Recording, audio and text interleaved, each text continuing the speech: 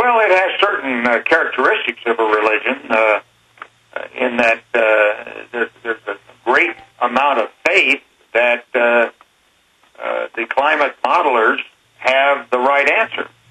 But it is also, I think, related to a much longer-term ideological battle that's been going on far before climate change came along.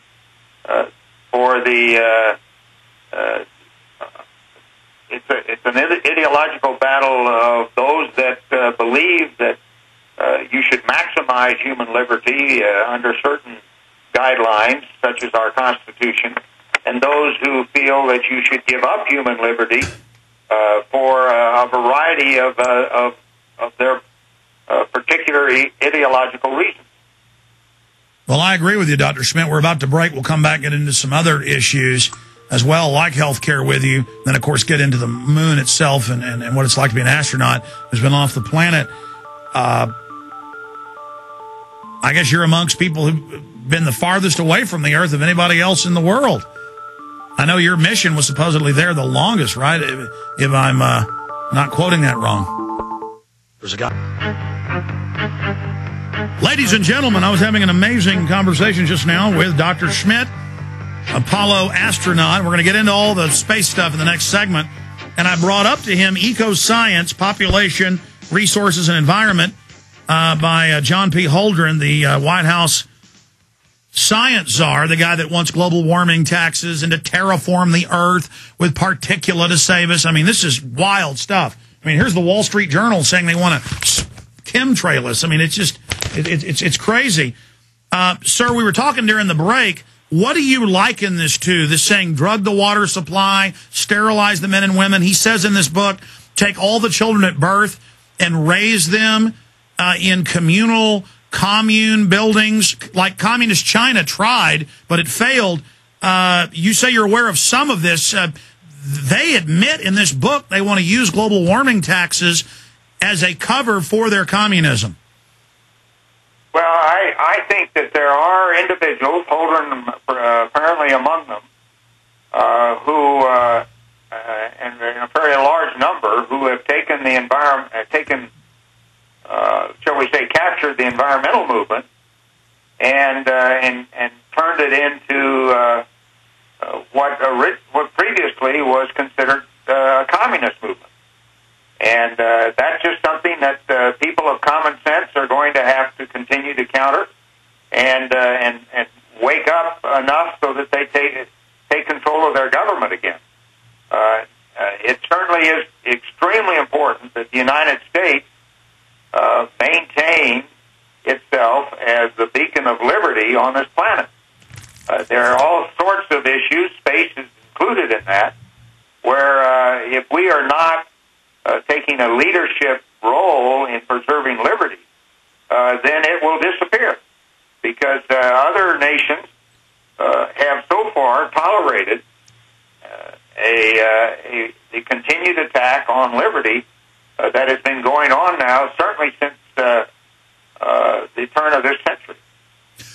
Well, Doctor, you're obviously very well-read. Turn of the last century, since the 1900s. Absolutely. I mean, Doctor, you're obviously very well-read on just the current news. I'm sure you've seen the announcements where they're saying, oh, we're going to have a new Bank of the World, you're going to pay your carbon taxes, a new world order.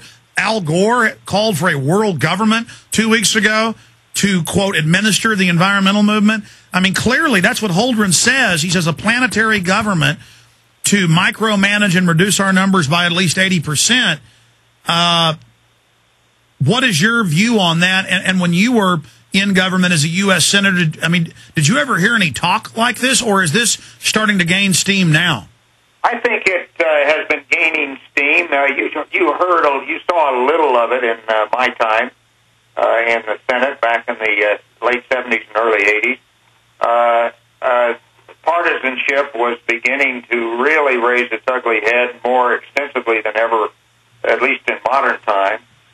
But it has clearly taken off in recent decades. I think primarily because of the capture of the government school system by the opponents of liberty. And that is, I think, the fundamental reason why we are today. Now, does that mean that common sense has totally disappeared from the American people due to the education and the elementary and secondary school system? I don't think so, because you still see, particularly in current surveys, a great deal of common sense reappearing. But on the other hand, that has to be sufficient to take back control of the government. We let ourselves be lulled asleep in the last election cycle, the last two election cycles, until all of a sudden we have a president and a majority in both houses of Congress that think identically about these matters and are willing to try to force down our throats a further erosion of American liberty. I noticed, Dr. Schmitt, even with the decimation of our government-run school system, I think the American people are showing human common sense and saying, "Hey, this isn't going to work. It never has, and it won't work in the future, and let's fix it." So we'll just have to continue to see if that common sense will prevail. Well, how obvious is it that all these other countries don't have to make carbon cuts? I mean, even if you believe in global warming and carbon dioxide's deadly, which is ridiculous, they're trying to list it as a toxic waste. If we make the cuts, the businesses will just move to China and India and Mexico, and it'll boost carbon. I mean, it's just ridiculous any way you slice it. I want to get your take on that, Dr. Schmitt, Apollo astronaut on the other side, and we'll get into space technology. Should we go to the moon, go to Mars?